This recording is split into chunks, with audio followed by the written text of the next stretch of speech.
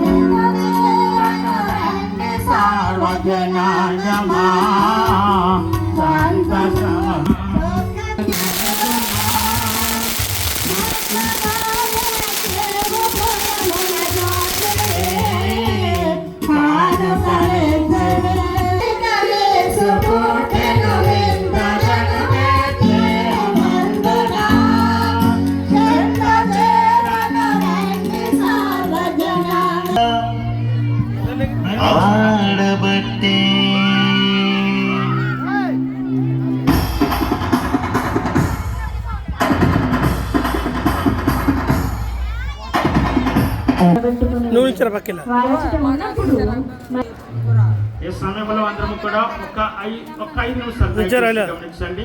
ఇది సెంటర్ కాబట్టి ప్రతి ఒక్కరు కూడా గమనించండి. 2 మాటలు ఈ యొక్క క్రిస్మస్ సందర్భంగా 2 మాటలు మరి ప్రభాస్ గారు తెలియజేస్తారు. ఆలోచించవలసి మనం చేస్తూ ఉన్నాం. క్రీస్తు నేడు పుట్టాను, క్రీస్తు నేడు పుట్టాను, క్రీస్తు నేడు లేచినారని ఫస్ట్ అన్నాను. ఎవరైనా సరే తప్పు చెప్తున్నారని అన్నారా? అంటే తిరుగుతున్నాం, వెళుతున్నాం, మంచిది.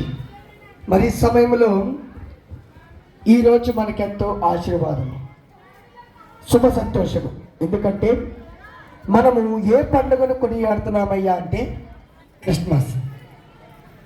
ఈ పండుగ గ్రామానికి చెందినటువంటి పండుగ కాదు.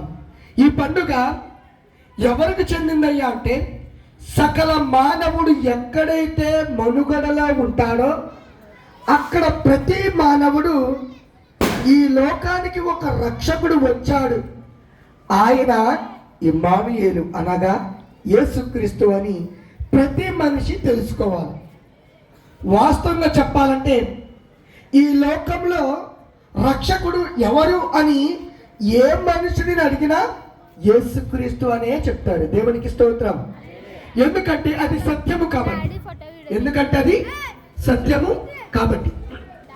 ఇక్కడ బైబిల్ గ్రంథము చెప్తున్నది, దావీదు పట్టణమున నేడు పురవీధిలో వచ్చి పాటలు పాడుతూ సంతోషముగా నవ్వుతూ ఇంకా మనం తెచ్చినటువంటి పలహారం పంచిపెట్టుకుంటూ వెళ్తున్నామంటే దానికి కారణం ఏంటో తెలుసా? రక్షకుడు పుట్టినటువంటి రోజు. కోటీశ్వరుడైతే తనకున్నటువంటి ఏ అంతస్తులో ఉన్నాడో ఆ అంతస్తులో పుట్టినరోజు చేసుకుంటాడు. లక్షాధికారి అయితే లక్షలో చేసుకుంటాడు. మనలాంటి మిడిల్ క్లాస్ ఫ్యామిలీస్ అయితే కలిగిన దానిలో పుట్టినరోజు చేసుకుంటాడు.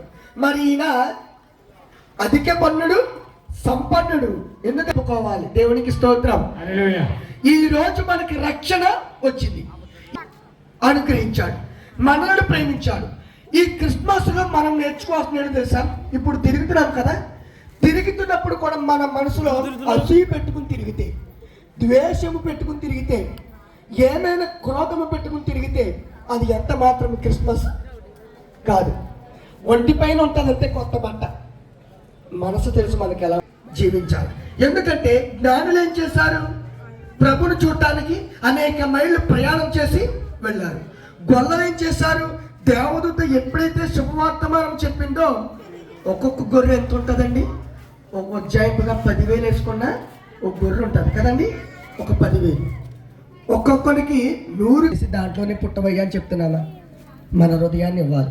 ఇక్కడ ఉన్నటువంటి చుట్టుప్రక్కల ప్రజలు కూడా ప్రతి ఒక్కరు గమనించాల్సింది ఏంటంటే, మనము క్రీస్తులకు చెందిన వారం. ఆయన ఎలా నడిచాడు, మనము కూడా అలా నడవాలి. ఆయన సహనం కలిగి ఉన్నాడు, ప్రేమ కలిగి ఉన్నాడు, క్షమించే గుణము కలిగి ఉన్నాడు, రక్షించే గుణము కలిగి ఉన్నాడు. ఇవన్నీ కలిగి ఉన్నాడు. కాబట్టి పౌలు చెప్పినట్లుగా నేను పరిశుద్ధుడిని కనుక మీరు పరిశుద్ధులుగా ఉండండి అని మనము కూడా పరిశుద్ధులుగా ఉందాం. ఈ క్రిస్మస్ వేడుకకు ఒక అర్థం తీసుకొద్దాం. ఇక్కడ చుట్టుప్రక్కల ఉండే ప్రజలందరినీ దేవుడు దీవించి మన జగన్నాథపురం గ్రామంలో ప్రతి కుటుంబంలో శాంతి, సమాధానము, ఆరోగ్యమును, ఆయుష్, నెమ్మదిని, జాలి, దయ, కరుణ, ప్రేమానురాగాలతో మనల్ని నింపి నడిపించును గాక. ఆమేన్.